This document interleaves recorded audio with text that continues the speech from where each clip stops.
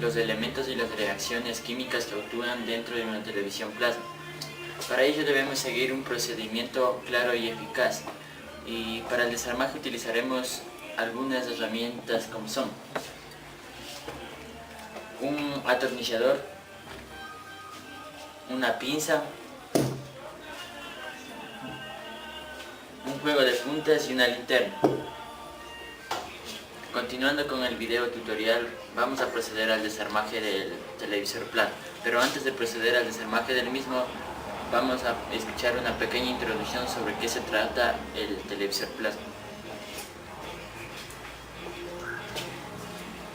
La televisión plasma. En nuestro planeta existen el estado sólido, gaseoso y líquido, pero no son los únicos estados. También existe el estado plasma, el cual al agregar electricidad en gases como es xenón y el neón, creamos plasma, que se considera la parte visible de nuestro universo. Un claro ejemplo de plasma sería la aurora boreal. La creación del plasma en sí es un procedimiento muy complicado, porque al rato que nosotros agregamos electricidad a los gases que son xenón y neón, creamos luz ultravioleta, la cual no es divisible para el ojo humano. Pero debemos agregar también como es fósforo de color azul, verde y rojo, los cuales le darán características posibles para nosotros poder mirar. Esas son las principales características de un televisor plasma. Y para la mejor explicación, aquí les dejo un video sobre la creación de televisores plasma.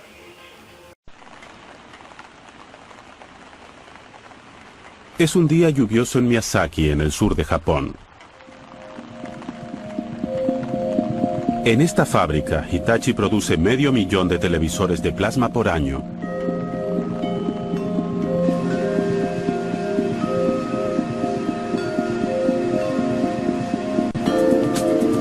Esta pantalla de televisor parece normal, pero si miramos de cerca veremos dos placas de cristal unidas. Lo que sucede entre estas placas de cristal es el secreto de la fabricación de los televisores de plasma ultra delgados.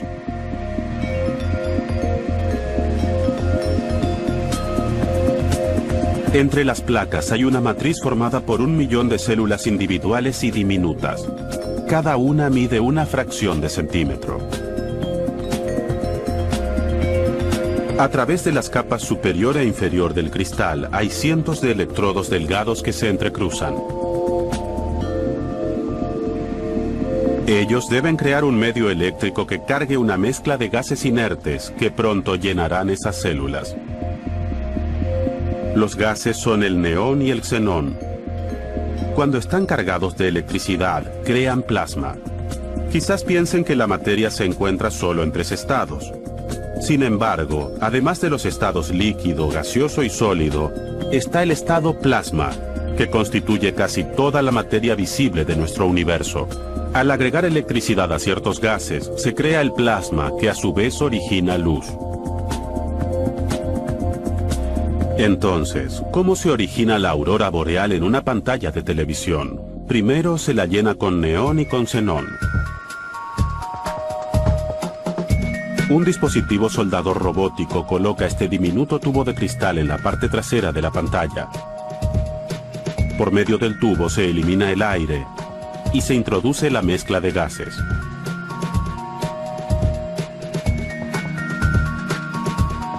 Una vez que el tubo está colocado, el panel se envía a un lugar donde están los gases. Los paneles entran de a 16 en esta larga cámara. Aquí se introducen el neón y el xenón en las células. Ese es el primer paso para crear plasma.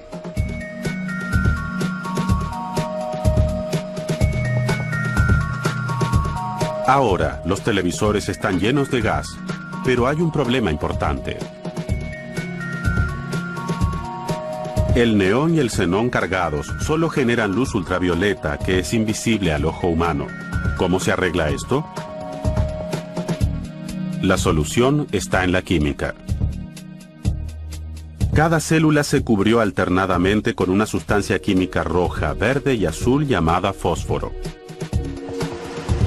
Y lo que esto implica se verá en la zona de pruebas.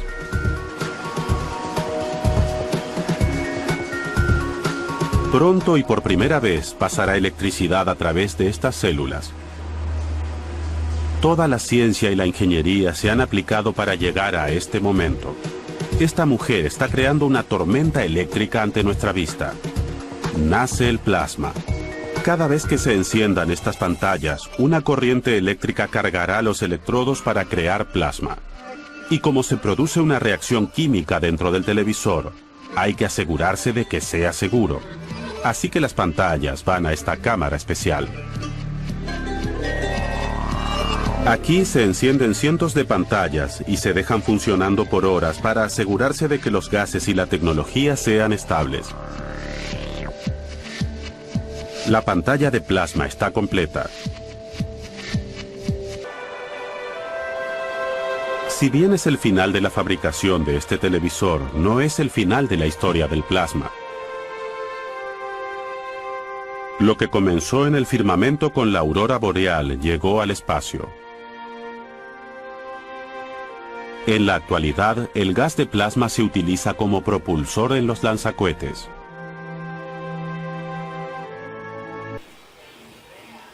Bueno, pues compañeros, aquí seguimos con el desarmaje de la televisión plasma. A continuación vamos a destornillar los tornillos que están sosteniendo a la carcasa.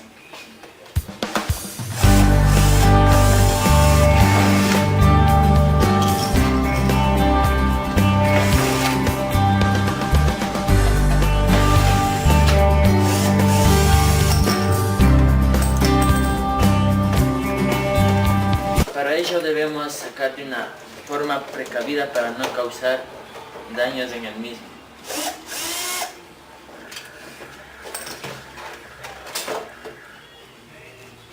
Bueno, esta se llama la carcasa, que es la que protege las partes internas del televisor plasma.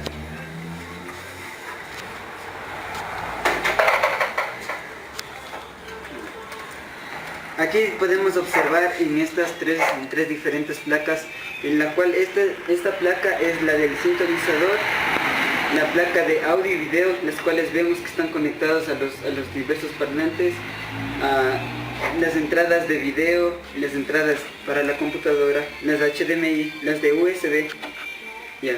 La placa de alimentación, la cual tenemos un transformador para transformar la energía de 110 a 12 voltios, lo que es necesario para que funcione mi televisor. La parte de acá tenemos para el video.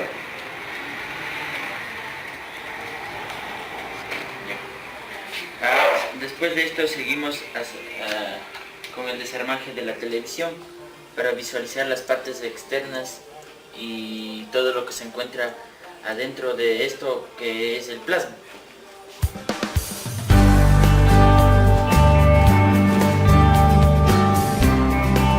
Debemos hacerlo con mucho cuidado para proteger las partes del mismo. Debemos desconectar los sockets con mucha cautela y para que no se arranque.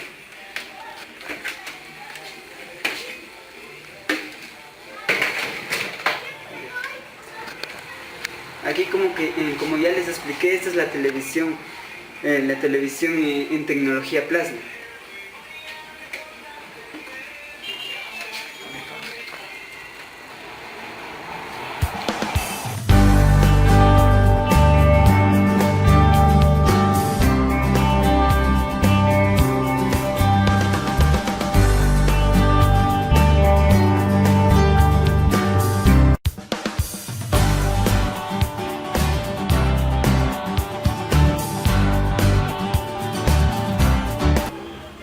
Una vez reconocidas las placas que se encuentran dentro del televisor, vamos a sacar la pantalla de vidrio y en su parte interna tiene la tecnología plasma que está incorporada a este televisor. Bien. Para ello debemos tener mucho cuidado porque contienen gases como el neón y el xenón que si se liberan de su placa que está en la parte interna, esto puede causar daños y perjuicios a la salud del ser humano.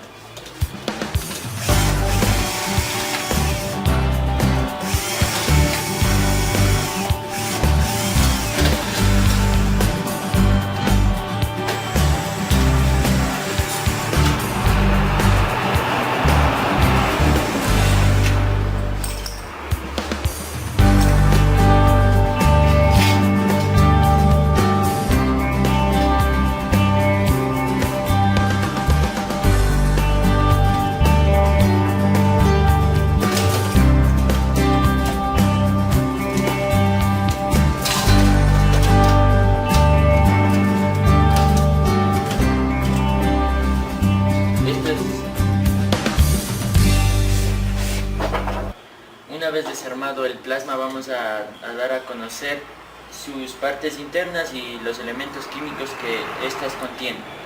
Para ello, primero vamos a observar un protector que es de cristal o vidrio. El vidrio que se hace de un reactor de fusión en donde se calienta una mezcla que casi siempre consiste en una arena silicia y óxidos metálicos secos, pulverizados y granulados. Después de esto vamos a encontrar láminas de plástico. Esta plasma contiene 3 láminas de plástico, las cuales protegen al plasma que se encuentra en su parte interior. El plástico es un material polímero que puede ser formable al rato que nosotros queramos. Una vez visualizadas las partes internas del plasma, ahora vamos a visualizar los elementos que llevan en las placas y de qué compuestos químicos están compuestos cada uno. Pero antes de eso cabe recalcar que el plasma estaba compuesto por 2 gases principales que son el neón. El neón, que es un elemento químico de número atómico 10 y símbolo Ne. Es un gas incoloro, prácticamente inerte. Y el xenón es un elemento químico de la tabla cuyo símbolo es el Ne y su número atómico es el 54. Gas noble inodoro, muy pesado, incoloro. El xenón está presente en la atmósfera terrestre solo en trazas y fue parte del primer compuesto del gas noble sinterizado. Bien. Ahora sí vamos a ver las partes del plasma como que son. Ahora les voy a explicar sobre los elementos que llevan las placas. Aquí podemos ver esta parte de color plata. Esto se llama disipador. Su función es disipar el calor de ciertos elementos, como son los transistores. Estos disipadores están formados de elementos químicos que es el aluminio o también puede ser de cobre. Como ya cabe recalcar, su función es disipar el calor. Ahora les voy a explicar sobre los condensadores electrolíticos, los cuales podemos mirar que están en diversas partes de las diferentes placas. Aquí, acá y acá. Su función es almacenar energía temporalmente y su unidad de medida es el microfarad. Ya, entonces dice en química, dice que están separadas por 2 placas de aluminio, en las cuales en el medio de esas 2 placas de aluminio tenemos un papel empapado de electrolítico y un aislante de material óxido, como podemos fijarnos acá.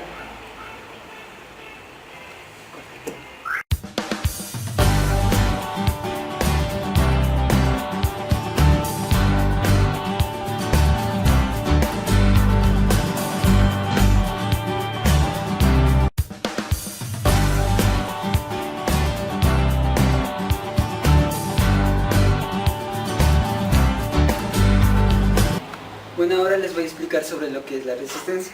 La resistencia es un dispositivo pequeñito que se opone ante la energía eléctrica. Como podemos ver aquí, vemos las resistencias en varios lugares de las diferentes placas. Las resistencias pueden ser de carbono o pueden ser de cerámica, pero mayormente es de cerámica. La cerámica es un componente interno muy común en muchos tipos de diferentes resistencias como estas. En una película de carbón, el material resistivo se adhiere a la parte externa del núcleo de la cerámica, normalmente en una forma cilíndrica. Estos núcleos proveen de una base no conductiva para mantener los componentes conductivos en su sitio y dar la resistencia de su tamaño y forma.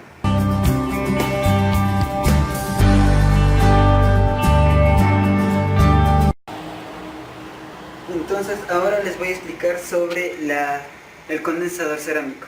El condensador cerámico es un elemento que tenemos por acá de color celeste, como lo podemos mirar. Eso hace la misma función del condensador cerámico, sino es que es diferente en su forma y en su estructura. Su función es la misma, de almacenar energía temporalmente. El proceso de fabricación consiste en básicamente la metalización de las dos caras del material cerámico. Se basan en varias mezclas de óxido de titanio y circonio, o bien titanatos o circonatos de calcio, bario, estroncio o magnesio, y atendiendo a esta variedad de compuestos dan un rango de amplísimo de constantes dieléctricas.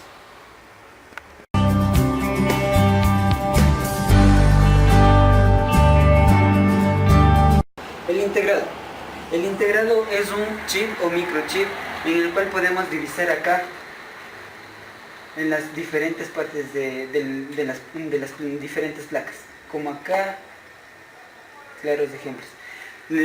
Su composición generalmente es de silicio, o sea, la materia prima es de silicio, o aleaciones de silicio y germanio.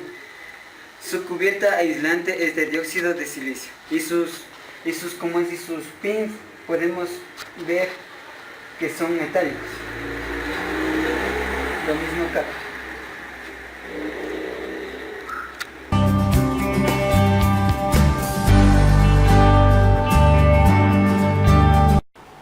Ahora les voy a dar la explicación sobre los fusibles.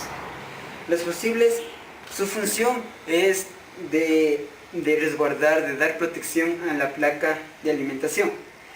Porque sin un fusible, al rato que se puede hacer una descarga, un cortocircuito no tiene en dónde descargar la energía eléctrica. Bueno, les voy a explicar sobre los elementos que tienen un fusible. Los materiales conductores para los fusibles eléctricos son metales o aleaciones metálicas, generalmente no de muy alto punto de fusión, que se emplean en la fabricación de los llamados fusibles eléctricos. Esto de no muy alto punto de fusión es porque si es que lo hacemos de muy alto punto de fusión, al rato de una descarga, de un calentamiento, no se vendría a romper. Ya. Entre estos materiales se puede mencionar la plata y el aluminio, la aleación.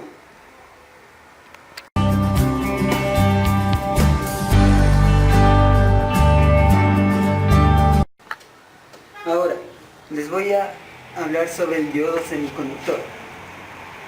Están constituidos sobre su materia prima, que es el silicio, el germanio. Casi la mayoría de los elementos electrónicos son de este material, por su motivo que son tetravalentes. Ya. Ahora, su función como es del diodo rectificador es rectificar la señal alterna, sobre todo, para dejarle pasar un ciclo positivo o un ciclo negativo, de acuerdo a su forma de polarización. Esto es muy diferente y muy a lo que es de la química, de los aniones y cationes. El anión viene a dar referencia al positivo, que en la química el anión viene a dar referencia al negativo, y el catión viene a dar referencia al negativo.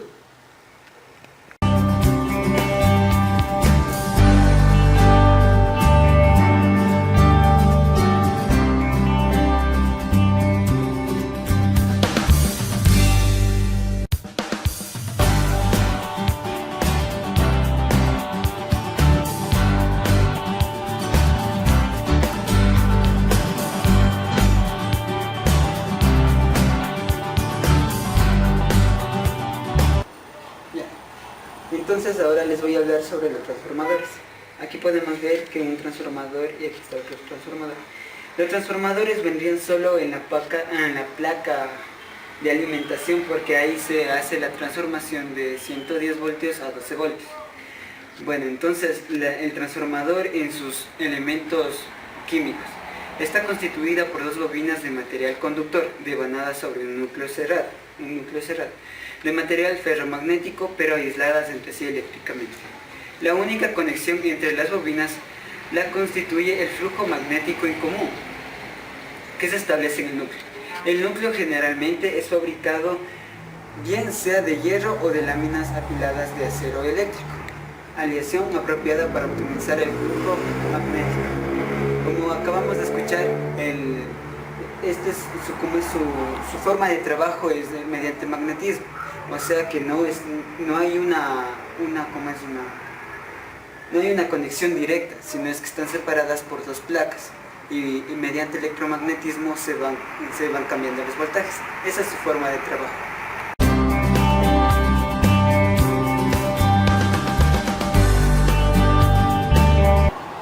Ahora les voy a hablar sobre los transistores, los cuales podemos observar que se encuentran al lado de los disipadores. ¿Y el por qué que están al lado de los disipadores? Porque en un transistor aquí podemos observar que son de potencia, y al rato que son de potencia, por ende tiene que tener un disipador para que disipe todo el calor que éste produce. Y un transistor es un dispositivo electrónico semiconductor utilizado para producir una señal de salida en respuesta a otra señal de entrada. Y para hablar también tenemos que decir qué significa la palabra semiconductor. Semiconductor es un elemento que se comporta como un conductor o como un aislante, dependiendo de sus diversos factores, como por ejemplo el campo eléctrico o magnético, la presión, la radiación que le incide, o la temperatura del ambiente en el que se encuentre.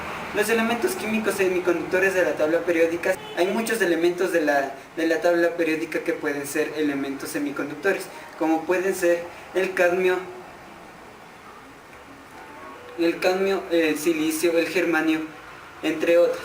Como también puede ser el aluminio, el galio, el boro, el indio, el silicio, el carbón, el germanio, el fósforo, el arsénico, el antimonio, el selenio y el teluro.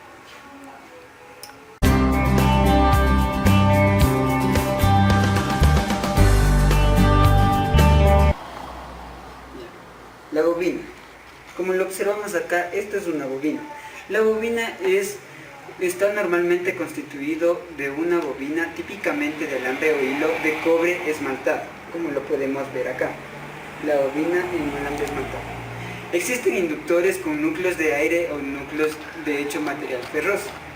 Núcleos de aire, como decir, podemos tener una bobina solo enrollada y nada más sin un núcleo, como lo podemos ver acá, que el núcleo de acá vendría a ser cerámico, que también en otros casos puede ser de plástico, para incrementar su capacidad de magnetismo.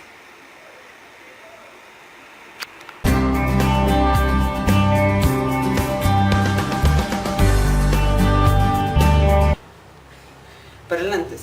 Como lo podemos observar acá, estos son nuestros parlantes, de los cuales sacamos de la misma televisión. Un parlante o altavoz es un transductor electroacústico que transforma energía eléctrica en energía acústica. Como podemos ver que aquí llegan señales eléctricas que pueden ser señales eléctricas que mediante esto podemos transformarle a señales acústicas. Esta transformación nos lleva a cabo directamente. Primero en estos dispositivos se transforma la energía eléctrica en mecánica y luego la energía mecánica en acústica. ¿Y cómo se da ese procedimiento? Primero llega la señal, como ya lo mencionamos, llega la señal a los parlantes y de ahí pasan a los imanes, de ahí pasa a una bobina interna donde van a generar el rozamiento, va a generar la vibración, de la cual saldrá el ruido o en este caso el sonido.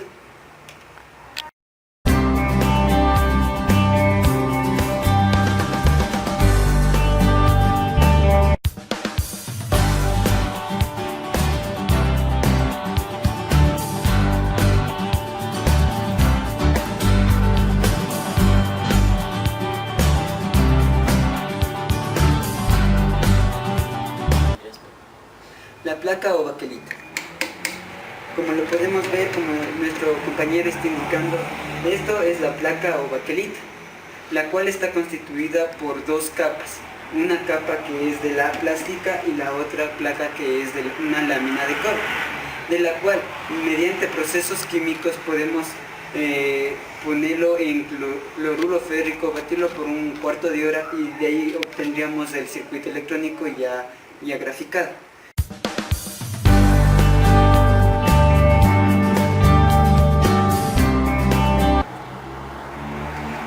Ahora voy a hablar sobre los cables conductores, los cuales se encuentran en la parte de acá y en la parte de acá. Su función es transmitir los electrones y por ende transmitir la electricidad. Está recubierta por un material aislante que puede ser de goma, de plástico o entre otros aislantes. El motivo por el cual este es el conductor es porque por dentro internamente está constituida por cobre, y el cobre es un buen material y un material de calidad para la circulación de electrones y por ende para la circulación de la energía eléctrica.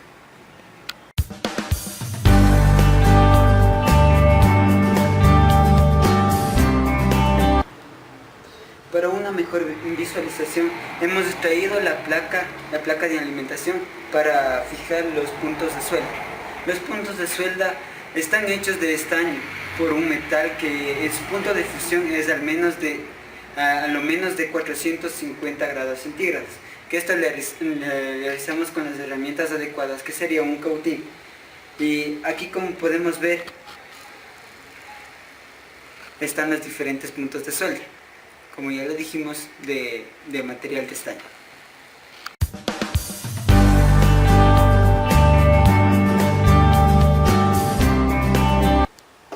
Como hemos venido analizando las partes internas, ahora ya estamos finalmente por las partes externas, y aunque aquí no es muy visible, podemos mirar un diodo LED, el cual nos indica el encendido o el apagado de la televisión plasma.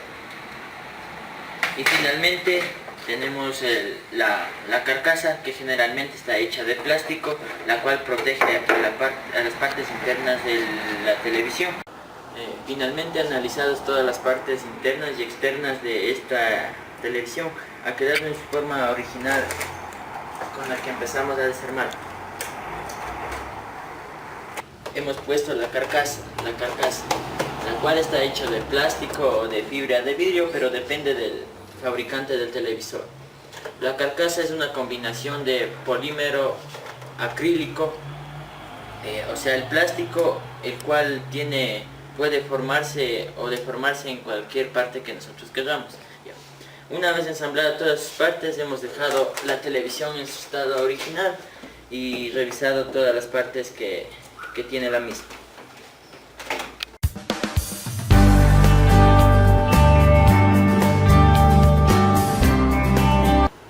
Podemos sacar como conclusiones de este tutorial que alcanzamos la diferencia de las diferentes tecnologías y qué es lo que le hace diferente la tecnología plasma a las diferentes tecnologías como es la LED, la LCD y la TRC, que ya es muy antiguo. También podemos sacar conclusiones que cada uno de sus componentes tienen algo en común, tienen un elemento químico que tienen en común. Y a continuación va a dar las recomendaciones y la finalización de este tutorial. La recomendación más clave y clara sería que para desarmar este dispositivo debemos tener mucho cuidado, porque muchos contienen gases los cuales podrían causar daños a nosotros mismos. Y finalmente agradecemos a todas las personas que vean este video, que les sirva de algo. Gracias.